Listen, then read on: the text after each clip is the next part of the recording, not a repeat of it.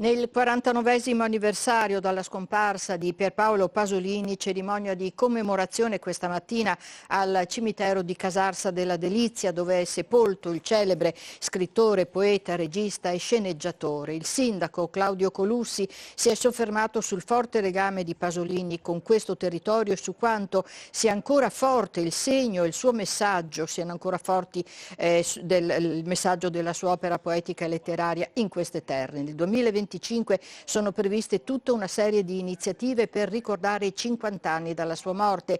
Pasolini fu ucciso brutalmente nella notte tra il 1° e il 2 novembre del 75 al Lido di Ostia. Valorizzeremo la sua opera culturale includendo tutti i comuni che hanno fatto parte di quella stagione letteraria, ha detto il presidente del Centro Studi Pasolini Marco Salvatori, stagione che ha visto Pasolini considerato tra i maggiori intellettuali italiani del Novecento, protagonista indiscusso. L'obiettivo, ha concluso Salvatori, è quello di coinvolgere sempre di più i giovani che si stanno avvicinando alle sue produzioni letterarie.